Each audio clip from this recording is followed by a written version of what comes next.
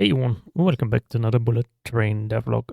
This week it is a bit delayed because I was still quite busy with setting up my Steam store page.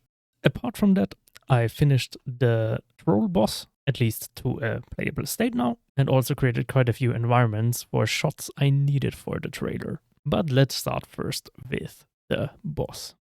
Not sure what abilities the boss already had last week, but I will just go over them again today. So we start in the first phase with just some rocks that the boss will throw at the train. And this will last roughly until around the 90% health mark. From that point onwards, it will gain a few new abilities, such as the charge, which will hit the train if it collides with it. The roll, so basically just rolling rocks towards the train, and also throwing towers. The towers currently do not have any weapons on them, something I want to change likely in the future, but that also depends still a bit on balancing. There are of course still some animation issues and general missing VFX, so as said, it is more supposed to be a playtestable boss. Not yet that this would be the final look of it. At roughly 50%, the boss will gain the ability to shield himself. So the shield will be provided by these two towers, and the player has to hit both of them, that the shield comes down again. After that, the boss can be further damaged as before, just with that additional complication. And that is the current state of the boss. There is for sure still quite a bit of balancing and telegraphing, VFX, visual audio work to be done, but it is in a testable state. So regarding the new environments, currently there are no real gameplay changes to them, but it is just a different look.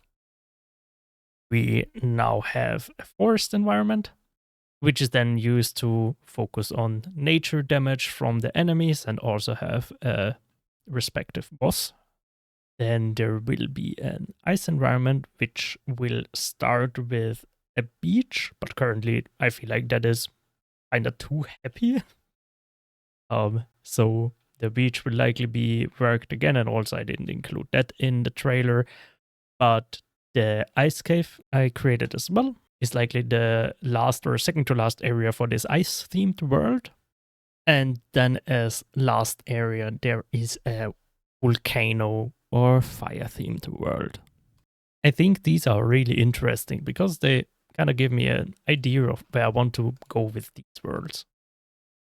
And they can serve as a nice guideline for powers and obstacles in the future that I want to have specifically in the respective worlds. And as mentioned before, these were used for my Steam store page. Starting next week, I should be able to give you an actual Steam wishlist link if you want to take a look at that.